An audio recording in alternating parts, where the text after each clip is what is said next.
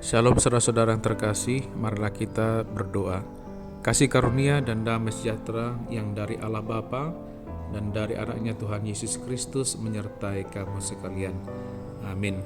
Saudara-saudara yang terkasih, kita telah masuk pada hari Kamis tanggal 19 September 2024 dan firman Tuhan sesuai Almanak HKBP dari kitab Yehezkiel pasal 18 ayat 4 yang berkata demikian.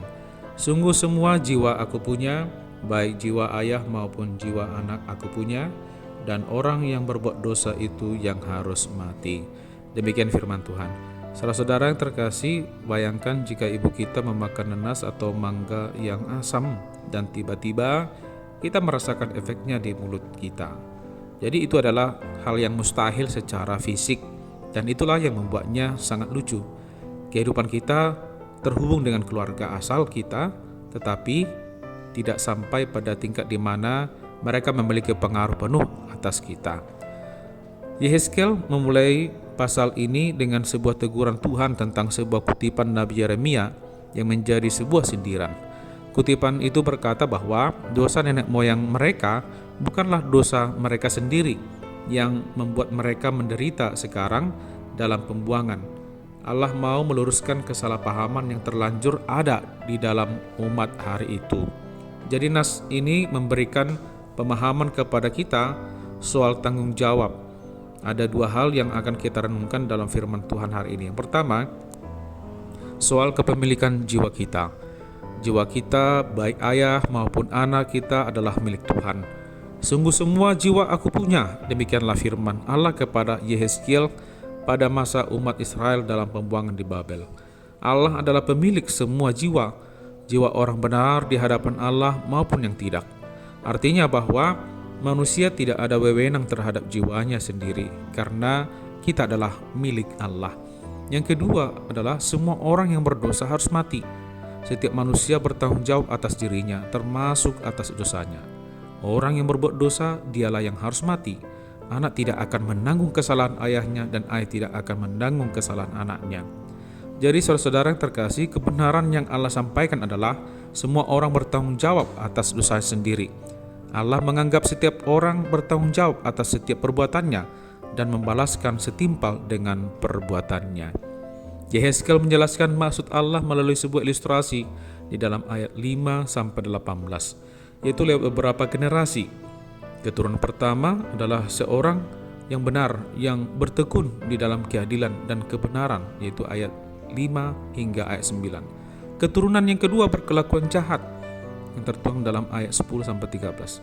Kemudian keturunan ketiga menolak kejahatan bapaknya, yaitu yang tertuang dalam ayat 14 hingga 17. Jadi saudara-saudara terkasih, konklusi dari perikop ini terdapat dalam ayat 20 yang menegaskan bahwa setiap orang menerima balasan yang adil menurut kelakuannya. Jadi melalui hari ini, nas hari ini adalah Allah hendak mengingatkan tanggung jawab pribadi dari setiap orang, yaitu bahwa setiap orang bertanggung jawab atas dosa yang dia lakukan. Mengapa demikian? Karena yang pertama, semua jiwa milik Allah.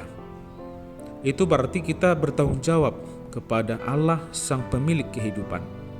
Lalu yang kedua, semua orang bertanggung jawab atas dosa yang ia lakukan. Kemudian yang ketiga, Allah mau supaya semua orang berdosa bertobat. Jadi inilah seruan Allah kepada umatnya agar mereka menyadari keberdosaannya dan kemudian bertobat sehingga Allah akan menyelamatkan. Saudara-saudara yang terkasih, kebenaran yang sama dikumandangkan juga dalam perjanjian baru saat Rasul Paulus menulis dalam Galatia 6 ayat 7. Jangan sesat, Allah tidak membiarkan dirinya dipermainkan, karena apa yang ditabur orang itu juga yang akan dituainya. Jadi saudara-saudara, saat Tuhan mengampuni kita, Dia tidak mengingat-ingat lagi segala dosa kita. Kalau Allah saja tidak mau mengingat segala dosa kita, apa gunanya kita menyimpan kesalahan, amarah atau dendam? Biarlah kebenaran firman Tuhan hari ini mendorong kita untuk bertobat dari semua perbuatan dosa kita dan berbalik kembali kepada Allah. Amin. Kita berdoa. Ya Allah Bapa yang Maha Kuasa, pujian dan hormat bagimu Tuhan.